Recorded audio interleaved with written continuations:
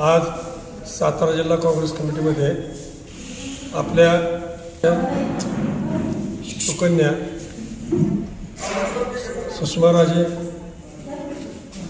गोरपडे यांचे भारतीय प्रदेश राष्ट्रीय महिला काँग्रेसच्या अध्यक्षा अलकाजी लांबा यांनी त्यांचे सातारा जिल्हा काँग्रेस कमिटीच्या महिला अध्यक्षपदी निवड केलेली आहे।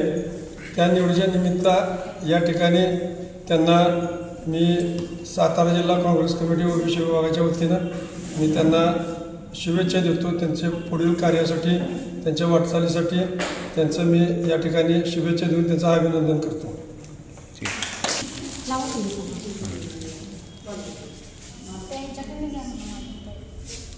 ठीक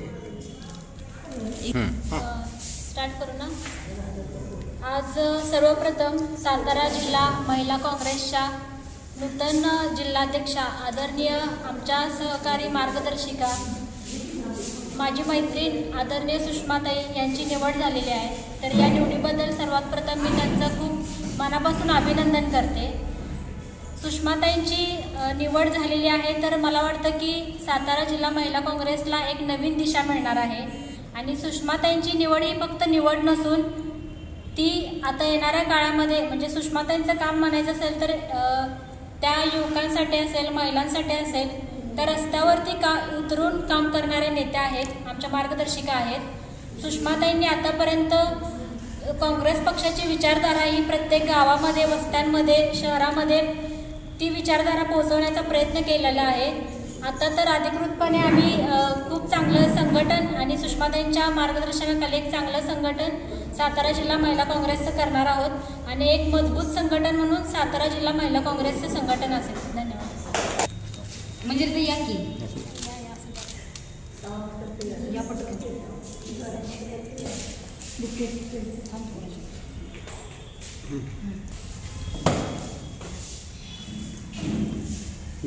ओके पुढे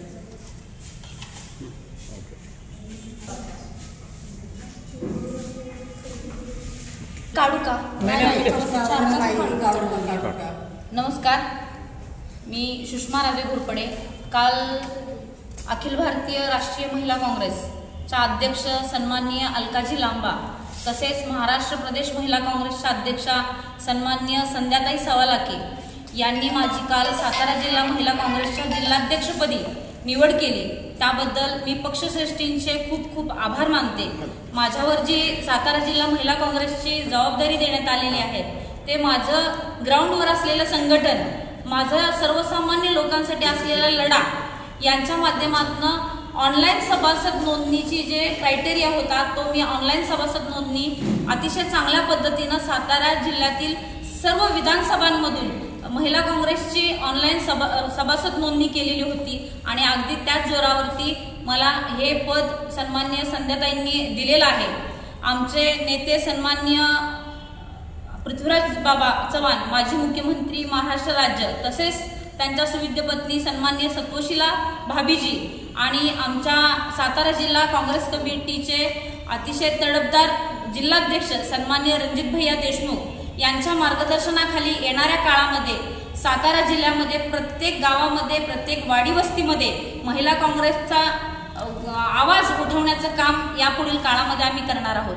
आमच्या पाठीमागच्या मावळत्या जिल्हाध्यक्ष सन्माननीय अल्पनाताई यादव यांनी देखील गेली 5 वर्ष अतिशय सक्षमपणे सातारा जिल्हा महिला काँग्रेसची धुरा सांभाळली आणि त्याच्यानंतर ही जबाबदारी माझ्यावरती आलेली आहे। येणाऱ्या काळामध्ये आपण जर पाहिलं तर केंद्रातील आणि राज्यातील सरकार हे सर्वसामान्यांच्या प्रश्नावर न बोलता अगदी ह्या सर्वसामान्य प्रश्नांना बाजू देऊन भलतेच मुद्दे भरकटवण्याचं काम करतात। तर महिला काँग्रेसच्या माध्यमातून जनतेचे जे मूळ प्रश्न आहेत, बेरोजगारीचा प्रश्न असेल, महिला अत्याचाराचा प्रश्न असेल किंवा गोरगरिबीचा प्रश्न असेल, वाढत्या महागाईचा प्रश्न असेल, शेतकरी आत्महत्येचा प्रश्न असेल आणि ह्या दिवाळी काळी करण्याचा जे काम केलेलं आहे केंद्रातील आणि राज्यातील सरकारनं, याचा देखील येणाऱ्या काळामध्ये महिला काँग्रेसच्या वतीनं अतिशय सक्षमपणे रस्त्यावर उतरून त्यांना आम्ही जाब विचारणार आहोत. तसेच तुम्ही जर पाहिलं तर महिला अत्याचार जर विचार केला तर सातारा जिल्ह्यामध्ये सुद्धा अनेक महिला अत्याचार होत आहेत. अलीकडेच सासवडमध्ये घडलेल्या घटनेचा आम्ही या ठिकाणी निषेध व्यक्त करतो. आरोपी हा गुन्हेगारी वृत्तीचा असून देखील त्याला शिक्षा करण्यात आली नव्हती आणि त्याची विकृती वाढल्यानंतर त्यानं एका निष्पाप मुलीचा बळी घेतला. या ठिकाणी त्याच्याबद्दलही आम्ही येणाऱ्या काळामध्ये आवाज उठवणार आहोत आणि महिलांच्या प्रश्नावरती रस्त्यावर उतरून लढाई देण्याचं काम या ठिकाणी आम्ही करणार आहोत. आणि दुसरी गोष्ट म्हणजे सगळ्यात महत्त्वाची गोष्ट म्हणजे संपूर्ण राजकारणाच्या जडणघडणीमध्ये महिलांची 50% भागीदारी ज्यावेळी या ठिकाणी प्रत्येक सरकार घेतं, पण महिलांचा जो वाटा आहे तो खूप कमी प्रमाणात दिसतो. तर चूल आणि मूल या पद्धतीमध्ये फक्त न राहता समाजाच्या जडणघडणीमध्ये इथून पुढे महिला काँग्रेस जास्तीत जास्त वाटा उचलण्याचा आम्ही या ठिकाणी प्रयत्न करणार आहोत. धन्यवाद.